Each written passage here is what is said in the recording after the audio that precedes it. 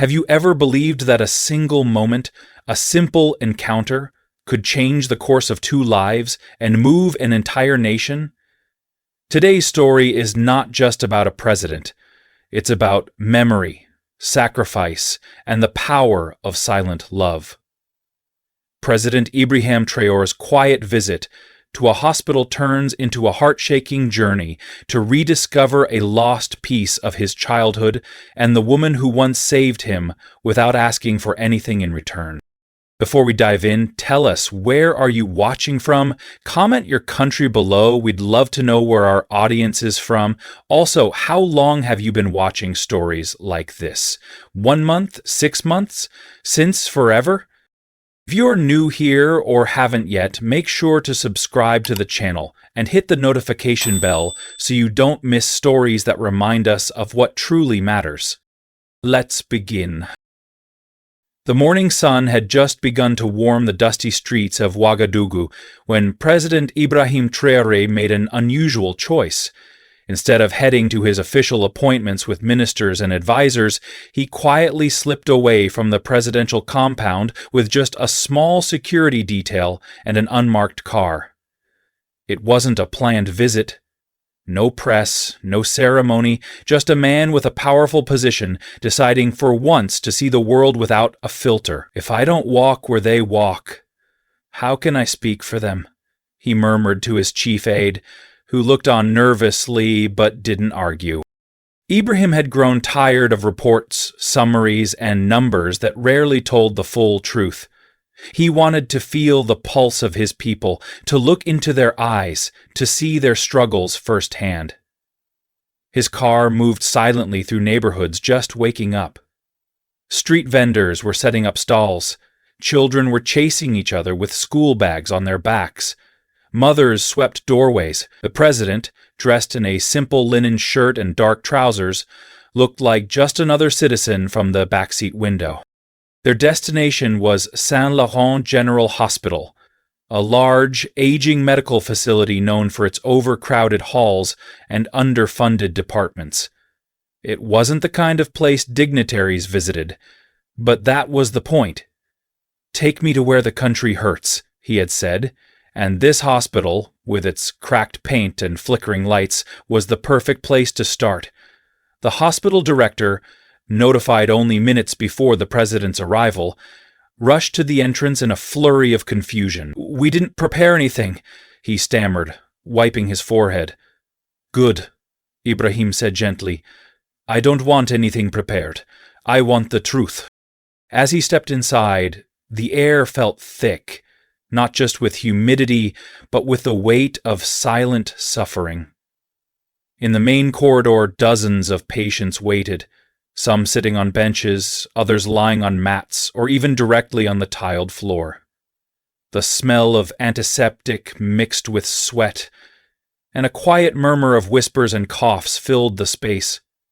Some people recognized the president and stood up in surprise. Others were too exhausted or in pain to care. Ibrahim nodded to everyone, moving slowly, respectfully. He stopped to speak with an elderly man missing one shoe. He knelt down to greet a boy who was holding his mother's hand and crying softly. At each encounter he listened. No cameras, no journalists, just his full attention. "We are working on change," he told the woman holding a newborn. "But I need to see it with my own eyes to understand what needs to be done." His voice was soft, but resolute. Behind him, his security team kept a discreet distance. There was no rush. This wasn't a photo opportunity. It was something deeper. They passed a wall where old posters peeled from the surface, warning about malaria and cholera outbreaks. One ceiling fan turned slowly, barely moving the air. A nurse brushed past them, too busy to stop. "This place," Ibrahim whispered to himself, "was built to heal, but it's barely surviving." A young doctor joined them, lean, tired-eyed, wearing a stethoscope around his neck. "Mr. President, thank you for coming. Would you like to see our critical care wing?" Ibrahim nodded. "Yes. Take me to the heart of the problem." They walked deeper into the building. The walls narrowed and the lights dimmed. The path twisted like a maze past maternity wards, emergency rooms, and storage closets. And then, as they turned a tight corner near the pediatric unit, it happened. Ibrahim's foot suddenly slid on a wet patch of floor. He staggered for a second, nearly falling before catching himself against the wall. "I'm so sorry," a woman's voice called out immediately. She was wearing a worn cleaning uniform, a faded blue apron wrapped around her waist.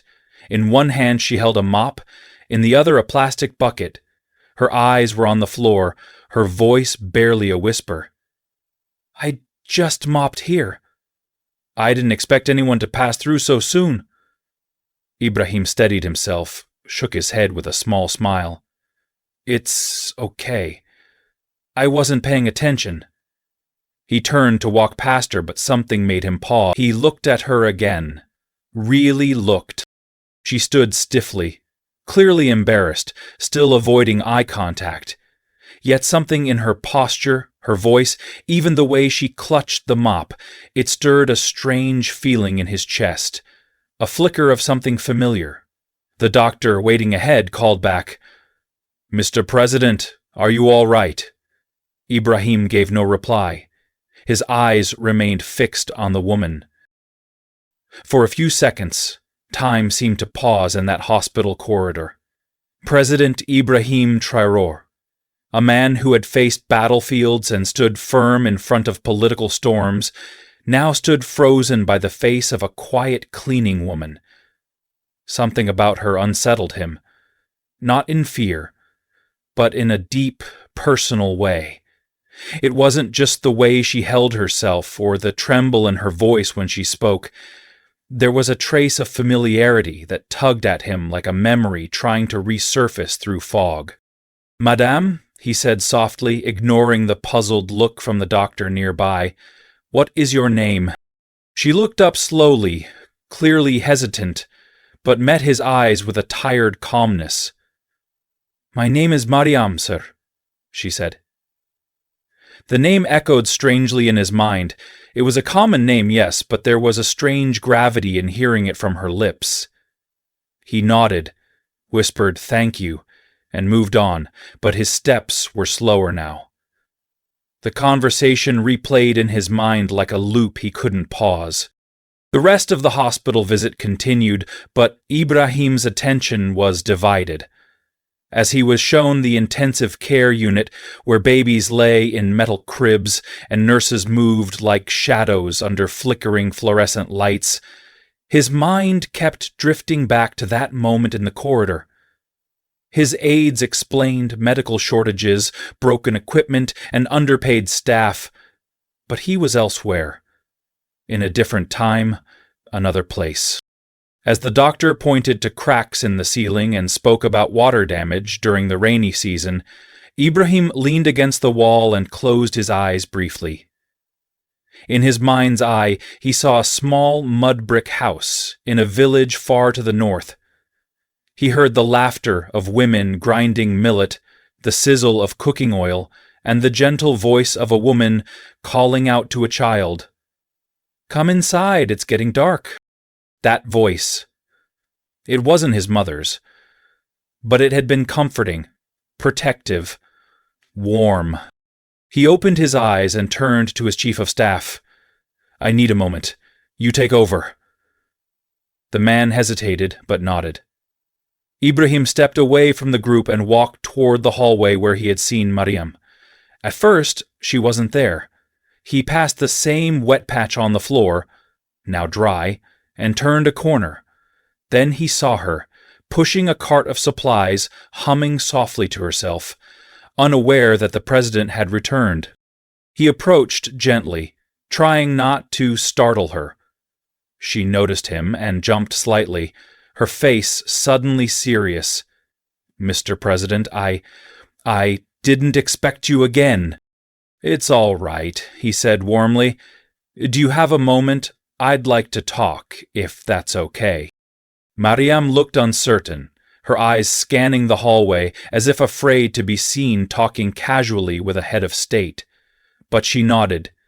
"Yes, of course, sir." They stepped into a quiet side room, a staff lounge with cracked plastic chairs and a humming refrigerator. Ibrahim gestured for her to sit, but she remained standing. He sat down and looked up at her with a calm seriousness. "Mariam, have we met before? I mean, before today?" She hesitated, wringing her hands. "No, sir. I don't think so." Ibrahim nodded slowly. "Where are you from?" She answered, "A village in the north, called Djanka."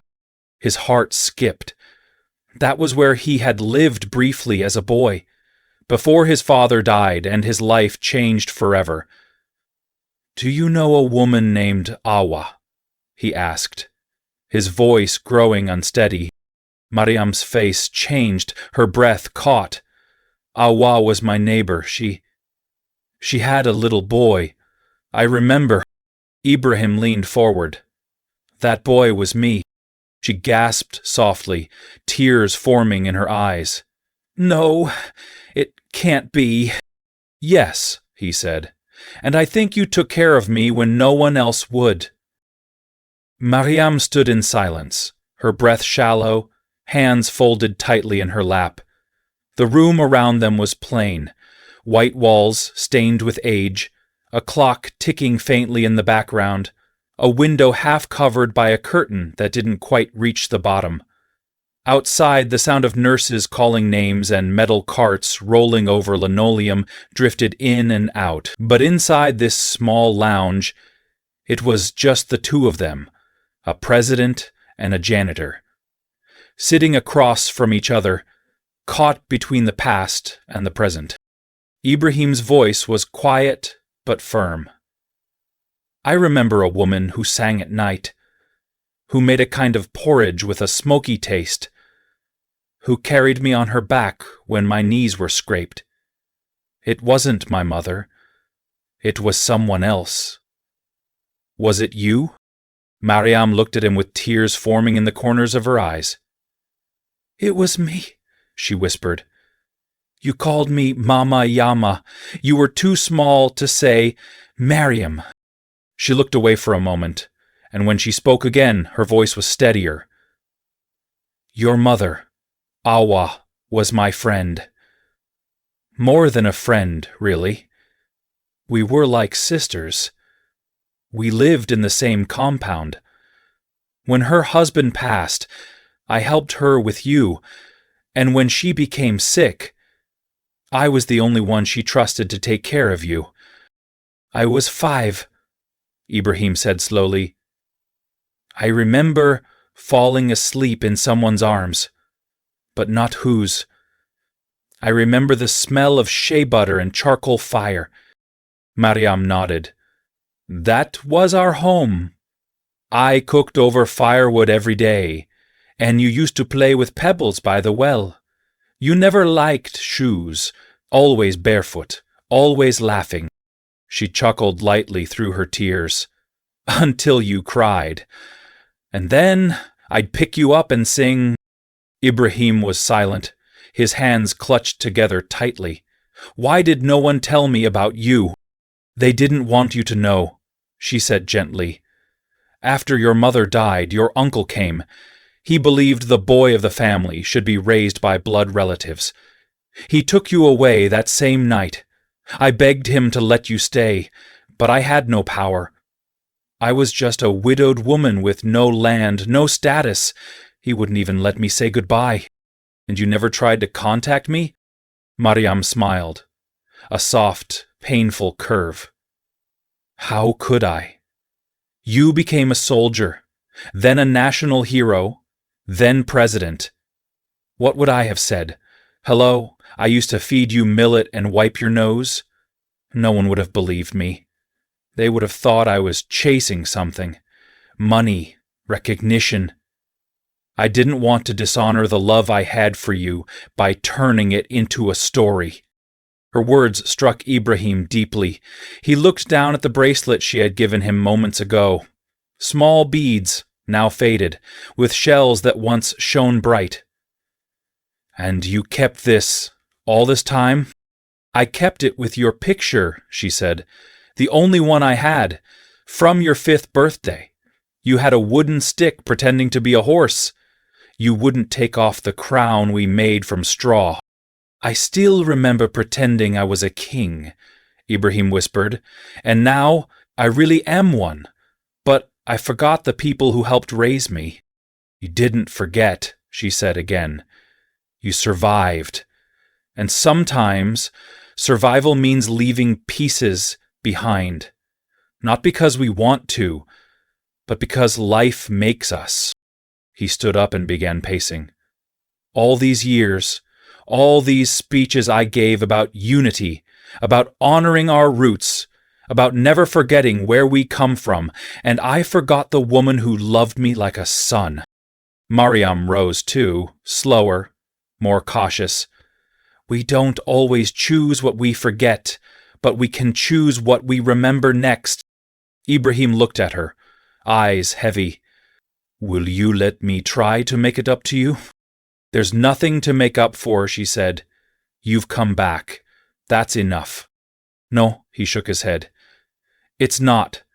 I want to be a part of your life again, and not just once in passing.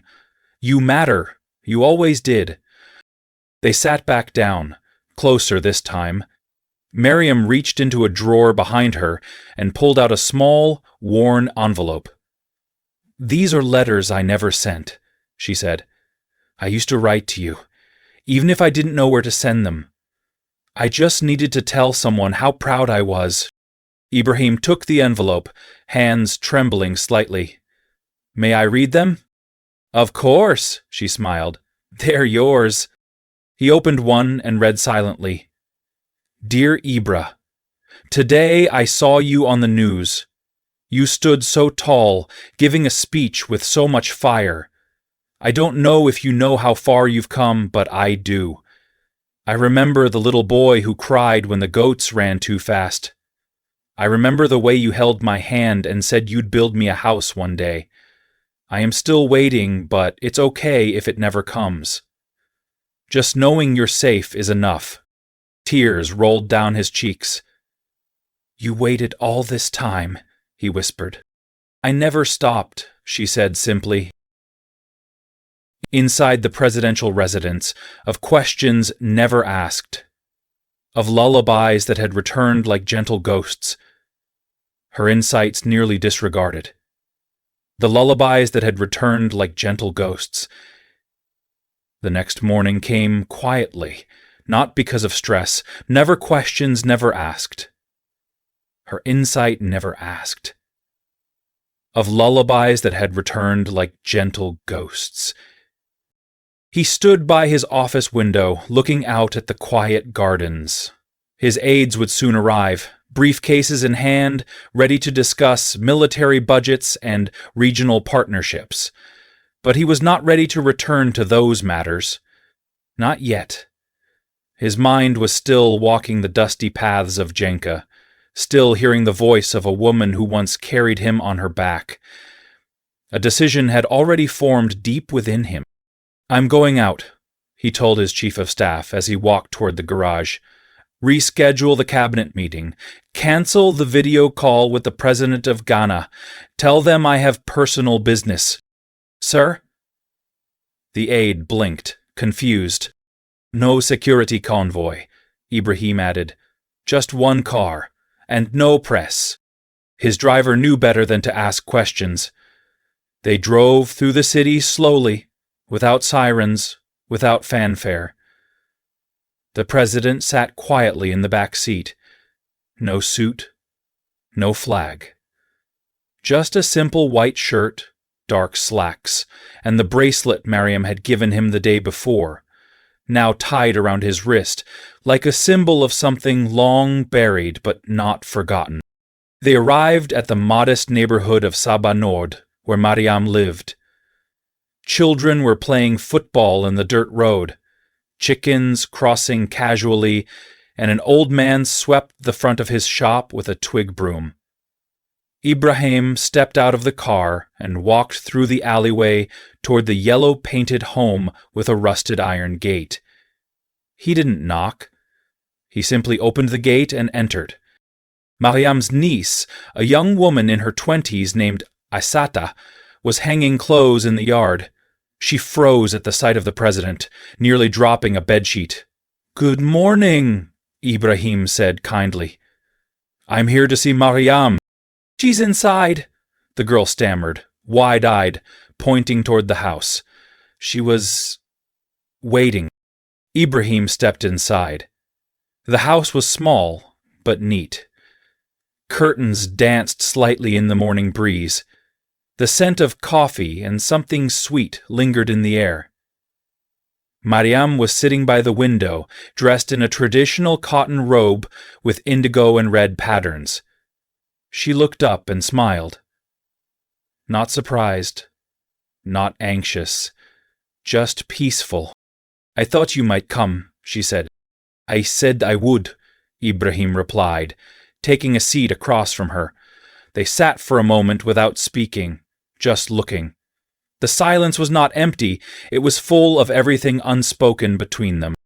"I want to help you," Ibrahim said finally, "not because I'm the president, but because I'm your child in spirit. You gave me more than I ever knew." Mariam nodded slowly. "I never expected anything, and yet your presence is already a gift." "But you deserve more than presents," Ibrahim continued. "You deserve comfort, safety, dignity. You shouldn't be working at your age, especially not cleaning hospital floors." Mariam looked down, thoughtful. "Work has kept me strong, gave me a rhythm, but yes, sometimes my knees ache at night. Sometimes I dream of silence." "I can give you that," he said. "Let me arrange your retirement. Let me find you a new home, nothing fancy but peaceful, somewhere you and Assata can rest and laugh." Tears welled again in Mariam's eyes. "You always wanted to build me a house. You told me that when you were 5. I didn't think you meant it." "I mean it now more than ever." She took his hand in hers, calloused and warm. "Then I accept. Not because I need it, but because you need to give it. And I understand that now." They talked for hours, about the village, about his mother Awa, about the day she passed, about Ibrahim's time in the military, about the battles fought not just with guns, but with identity, with memory. Mariam listened carefully, nodding, occasionally wiping her eyes. "You were always brave," she said softly, "but now you are becoming wise." As the afternoon sun warmed the windows, Ibrahim made one final promise. "This story isn't just about us," he said. "It's about everyone who's ever been quietly loved. I want to honor that. I want others to see that these quiet sacrifices matter." Mariam didn't reply. She just nodded, smiling, with eyes that seemed to understand more than words could ever say. In the days that followed, President Ibrahim Traoré quietly set plans in motion. Without announcing it to the media, he instructed his personal team to locate a modest but comfortable home in a quiet area of Ouagadougou for Mariam and her niece. No extravagance, he emphasized, only comfort, privacy, and peace. He also arranged for her early retirement from the hospital, ensuring that her pension would be enough not just to survive, but to live well. When the HR director of Saint-Laurent Hospital received the request, he was stunned. "You mean Mariam, the janitor?" he asked in disbelief. "Yes," came the calm reply from the presidential office. "Handle it with care. She's very important to the president." The request was processed discreetly, and within a week, everything was ready. On a warm Saturday morning, An unmarked official car arrived in front of Mariam's home. Asata opened the door, eyes wide, unsure what to expect. Mariam stepped outside wearing her best traditional dress, a soft green fabric with golden stitching, neatly tied headscarf, and a nervous look in her eyes. "Where are we going?" she asked the driver. "To the presidential palace, madame," the man replied respectfully. "He's waiting for you." The ride was quiet. Mariam stared out the window, watching the city she had served for decades pass by. Every corner seemed familiar. The bakery where she used to buy bread after night shifts, the tailor who fixed her uniforms, the same children now grown, with children of their own.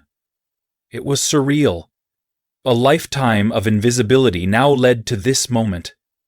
"I hope this isn't a mistake," she whispered to herself. When they arrived at the palace, she was greeted not by guards, but by Ibrahim himself. He walked up to her and took her hands gently. "Don't be afraid, Mama Yama," he said warmly, using her childhood nickname once again, this time in public. "Today is about you." She looked around and gasped. The large courtyard was filled with people. Familiar faces from her village, former colleagues from the hospital, even old neighbors who had not seen her in years. There were journalists, photographers, and government officials, all gathered not for a policy announcement or diplomatic reception, but for her. They were led into a large hall decorated with flowers and symbols of the country. Mariam sat in a chair at the center, placed on a small platform, surrounded by warmth and attention she had never known. Ibrahim walked to the front and faced the audience. "Ladies and gentlemen," he began, his voice steady and full of emotion. "Today, I am not just speaking as your president. I am speaking as a son, a child who was once lost in the world and who was quietly guided by the care of a woman who asked for nothing in return." He turned toward Mariam, who was already holding back tears. "This woman fed me, held me, taught me how to sleep when I cried, how to walk when I fell. And then life separated us. But fate, or maybe the will of our ancestors, brought us together again." The hall was silent, except for the occasional sniffle. Some wiped their eyes. Some simply stared, mesmerized by the honesty of the moment. "Mariam is not the only one," Ibrahim continued. "There are thousands of women like her across our country. Women who raise, protect, and nurture children who are not their own. Most of them remain invisible. But today, we make one of them visible. We say, 'We see you. We thank you.'" He then presented her with a certificate of honor, the keys to her new home, and a decree of lifetime pension, publicly, officially, and with the full recognition of the state. The crowd applauded, some standing. Mariam looked stunned, almost unwilling to believe what was happening. Finally, Ibrahim turned to her and said, "You are the root of my heart, and through you, we honor every silent mother in this nation." After the ceremony, as the applause echoed and the cameras flashed, Ibrahim walked Mariam out into the palace garden. The sky had turned a soft orange, and the air smelled faintly of hibiscus flowers. For a moment, they strolled side by side. A world leader and a former cleaning woman, now bound not by roles, but by memory. "I still feel like this is a dream," Mariam said quietly, holding her new house key in her hand, as if afraid it might disappear. "I lived in the shadows so long, I don't know how to stand in the light."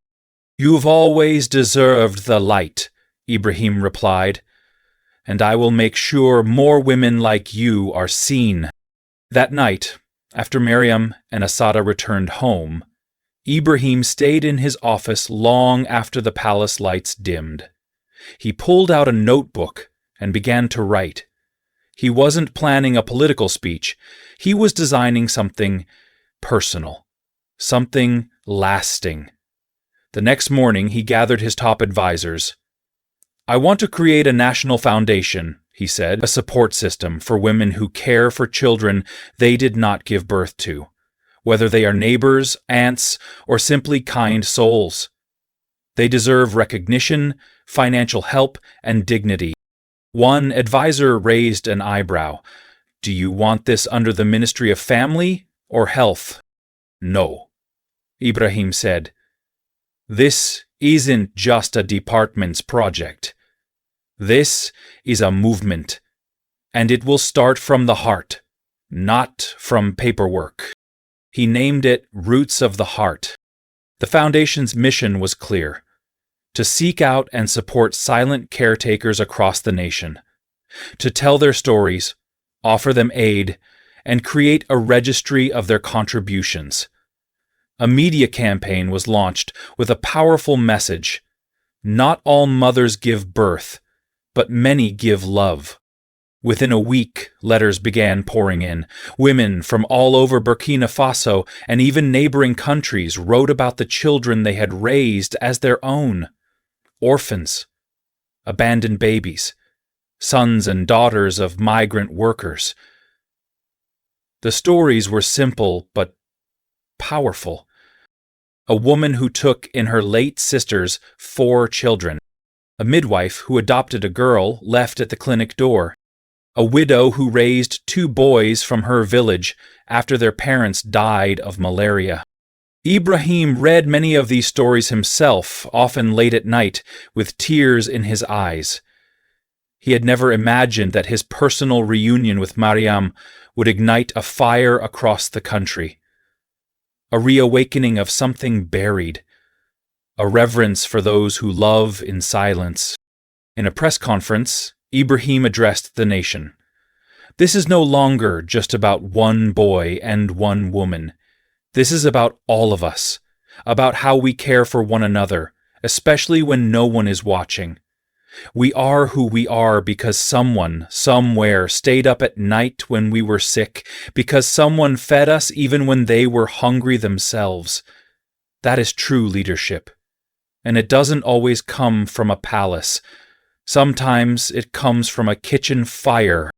By the end of the month, over 20,000 people had registered with the foundation. Some came for support, others came to donate, but all came to belong to something bigger than themselves. A national heartbeat, finally heard. 3 weeks after the ceremony, President Ibrahim Traoré made another decision, one that surprised even his closest advisors. He requested a visit to the village of Dienka, the very place where he had spent a brief but powerful chapter of his childhood. It was the first time he would return since he had been taken away as a boy. But he would not go alone. "Mariam must come with me," he said firmly. "This journey is hers too." Preparations were discreet. There would be no public fanfare, no political speeches, and no televised addresses. The goal was not a spectacle, but a homecoming. On a bright Thursday morning, a modest convoy set out from the capital, moving through the rolling countryside of Burkina Faso. The farther they drove, the redder the earth became. The trees grew taller, the air clearer, and with every kilometer Ibrahim felt the tension in his chest loosen, as if the land itself was breathing for him. When they reached the village, people gathered hesitantly near the road, uncertain whether to approach or retreat. They had heard the president was coming, but seeing him step out of the vehicle with Mariam by his side brought gasps and murmurs. Ibrahim wore a simple tunic, Mariam a woven shawl. No one would have guessed their roles without knowing their story. He walked the path slowly, taking in every detail: the cracked well where he had once splashed water, the mango tree he used to climb, the clay oven where his mother baked flatbread. Some villagers remembered him immediately, others took longer, But once the first old woman stepped forward, holding a wooden cane and whispering, "Little Ibra," a wave of recognition followed. Children gathered around, curious but polite. Elders welcomed him with blessings. Mariam, meanwhile, reunited with friends she hadn't seen in decades. Tears and laughter flowed freely, bridging years of distance. One woman brought a folded cloth bundle to Ibrahim and pressed it into his hands. "This is yours," she said. "You carved it from wood the year before you left." Inside was a spinning top, rough, unpainted, but unmistakably his. He turned it slowly in his fingers, speechless. "I forgot this even existed," he said. "We didn't," the woman smiled. As the day passed, Ibrahim visited 2 houses, the one where he had lived with his mother and the one where Mariam had cared for him afterward. The structures were humble but still standing. In one corner, the faint outlines of a child's drawing remained on the wall. Stick figures and stars etched into clay. "I used to do that," he said. "I was afraid of the dark, so I drew stars to keep me company." That evening, he and Mariam sat on a wooden bench outside her childhood home, watching the sun set behind the Baobab trees. The sky was painted in gold and violet. Village children played in the dust below, their laughter carrying through the air. Ibrahim turned to her. "Do you mind if people call me your son?" he asked softly. Mariam looked at him for a long time before replying. "You've always been my son, Ibrahim. Even when the world forgot, my heart never did." The visit to Djenka left a lasting impression not just on President Ibrahim Traoré, but on the entire village. Long after he and Mariam had returned to the capital, stories of their visit spread like wildfire. Children who had watched from a distance now reenacted the moment Ibrahim spun his old wooden toy. Elders gathered to talk about the day the little boy they once knew came home as a man of great power and even greater humility. Back in Ouagadougou, Ibrahim's thoughts were still with the village. Something had shifted within him. He had spoken often about honoring tradition, about remembering where one came from. But now, it wasn't just words. It was personal. He saw clearly how invisible kindness builds the very foundations of a nation, not just through laws and armies, but through hands that cook, sweep, and hold children when no one else will. At the next cabinet meeting, he began not with economics or security, but with a story. "I sat under the Baobab tree in my mother's village," he told his ministers. "I was not a president there. I was just a man remembering the warmth of a woman's hand, the sound of her voice, calling me in from the dusk. And I realized, the future of this country depends not only on how we lead, but on how we honor those who have led quietly before us." From that moment on, the roots of the Heart Foundation became more than a symbolic gesture. It grew into a movement that reshaped national values. Local communities began organizing gatherings to honor their unsung mothers. Municipal governments allocated small budgets to support elderly caretakers. Schools started inviting older women to speak about their lives and the children they raised.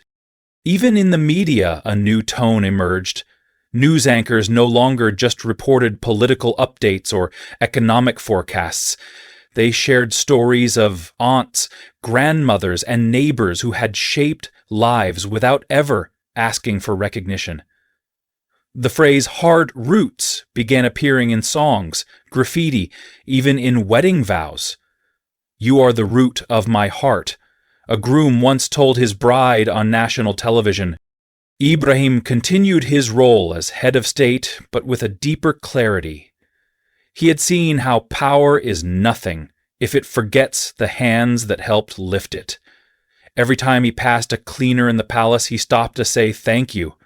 Every time he saw a child cry, he thought of Mariam holding his own hand in the dark. And every evening, before sleeping, he glanced at the bracelet she gave him. Still resting on his desk, a small circle of shells and beads that reminded him who he was. 1 year after the reunion, a documentary aired across Africa titled The Second Mother.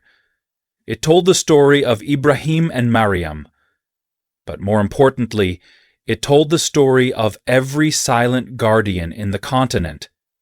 Those whose names might never make headlines, but whose love echoes through generations. It was a quiet morning when the news broke.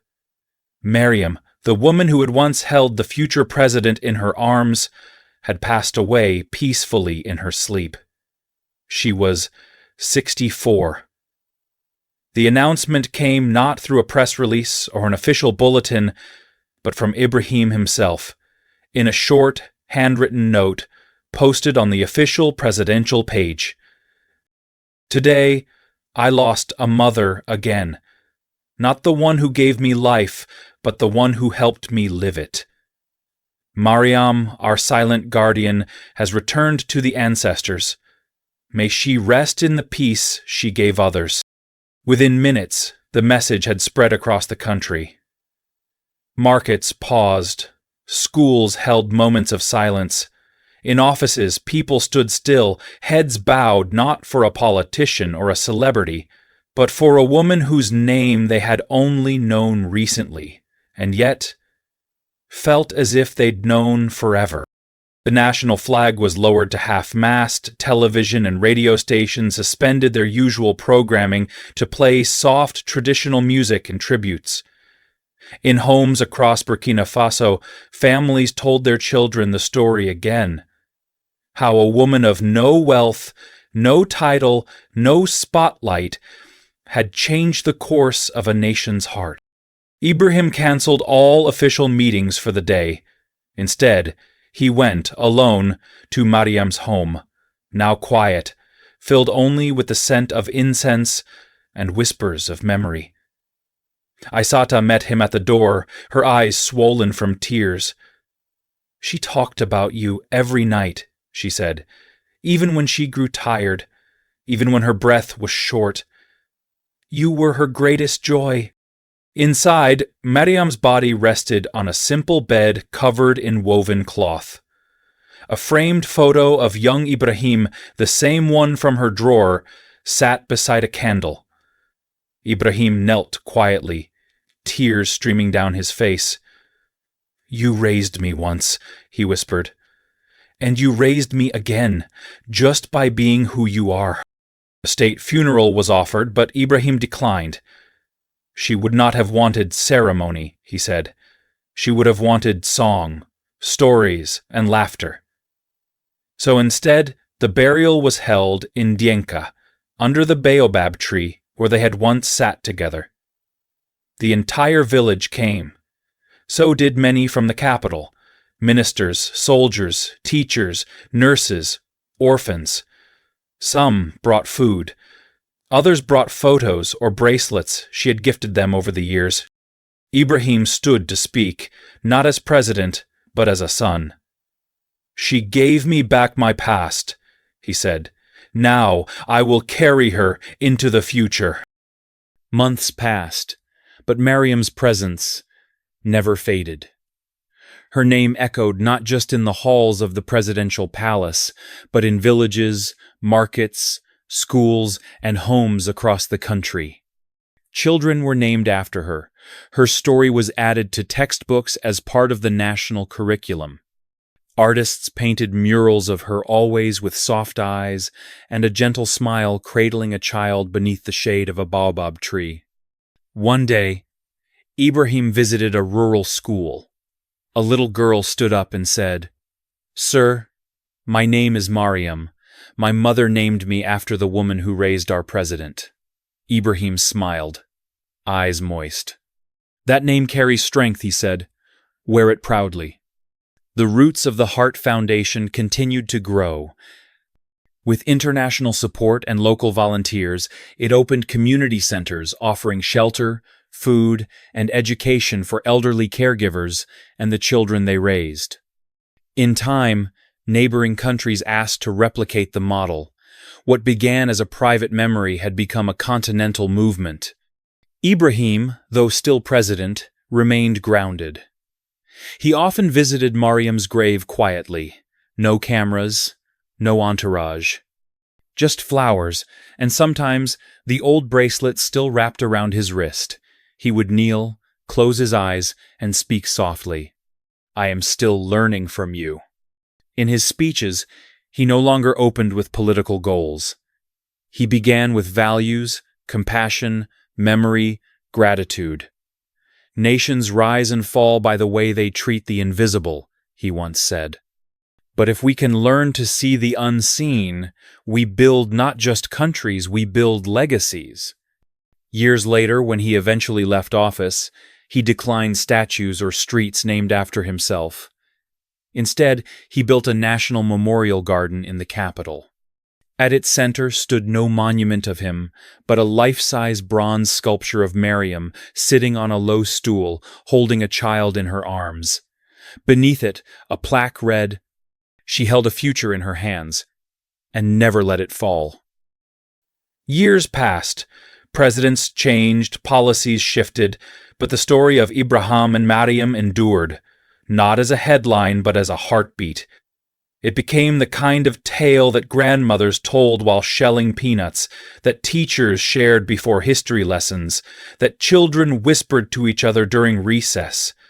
It wasn't just a story of a president and a cleaner. It was a story of remembrance, of dignity, of how love, when quiet and unconditional, can ripple across generations. In the countryside, young girls wore bracelets made of beads and cowrie shells, inspired by the one Mariam had kept for decades. Boys recited lines from Ibrahim's speeches in school plays. Communities celebrated Roots Day each year on the anniversary of Mariam's passing, not with mourning, but with food, music, and storytelling. They cooked her favorite dishes, sang the lullabies she once hummed, and spoke the names of women like her, the guardians, the feeders, the silent heroes. In one mountain village, a boy named Bakeri, only 9 years old, stood up during a school celebration and said, "When I grow up, I want to be like President Ibrahim, not because he's powerful, but because he remembers who helped him become strong." His words went viral after a teacher filmed the moment and posted it online. Within hours, people across Africa shared the clip. One comment read, "This is the kind of leadership we dream of, one that grows from memory, not ego." At the University of Ouagadougou, a new scholarship was created in Mariam's name, not for students with the highest grades, but for those who demonstrated compassion, responsibility, and service to others. "We're not just educating minds," the university president said. "We're shaping hearts. And there's no better example than her." Even Ibrahim, now living in quiet retirement, often received letters from children and mothers, from nurses and janitors, all writing to thank him for reminding the nation of what truly matters. He read each one. Some made him smile. Others brought him to tears. But all of them, in their own way, were love letters addressed to a legacy, the legacy of a woman who cleaned hospital floors but left footprints on the soul of a country. On the anniversary of Mariam's passing, 5 years to the day, Ibrahim Traoré made a quiet journey back to the village of Jenka. He didn't travel with cameras or advisors. There was no official motorcade, just a simple vehicle and his longtime driver. The road was dusty, familiar. Time had changed many things, but the silence of the land still held the weight of memory. The village greeted him not with ceremony, but with warmth. Children waved, elders nodded respectfully. He was no longer the president to them, just Ibrahim, the boy who once slept under the stars and called a woman Mama Yama. He walked alone to the Baobab tree, where the shade still spread wide like arms embracing the earth. Beneath it lay a small, simple gravestone. Flowers wild and fresh had already been placed there by unseen hands. He sat beside the grave, resting his hand on the earth. The soil was warm, alive, as if it still carried her breath. "I kept my promise," he whispered. "I remembered you. I made sure they remembered too." His voice was steady, but his eyes glistened. "You once said love doesn't end. I understand now. It becomes legacy." As the sun began to set, casting long shadows across the village, a group of school children arrived. Their teacher had told them the story of the woman buried there, and they came bearing gifts, drawings, poems, and a handmade flag with the words, "From care comes courage." Ibrahim smiled. "She would have liked this," he said, placing the gifts carefully beside the grave. One little girl tugged at his sleeve. "Is she still watching us?" He looked down at her, then up at the sky, glowing in amber light. "Always," he said softly. "When someone loves that deeply, they never really leave." As night fell, Ibrahim stood, took one last look at the tree, the grave, the village, and whispered, "Thank you, Mama." He walked back slowly, but his steps were light. The past, once heavy with sorrow, now walked beside him not as a burden, but as a quiet companion. And somewhere in the wind that rustled through the Baobab leaves, it was said you could hear her answer, "I'm proud of you, my son." Some stories don't end, they echo. The story of Ibrahim and Mariam is not just about a president and a cleaning lady. It's a reminder that greatness is not measured by power, but by gratitude. And sometimes the quietest hearts leave the loudest legacy. If this story touched you, tell someone you love that you remember them. Share this video with someone who believes in kindness, in memory, and in the power of unseen heroes. What part of this story moved you the most? Leave a comment below, we read everyone. Don't forget to like, subscribe, and turn on the notification bell so you never miss another story that speaks to the heart. Because here, we tell stories that matter.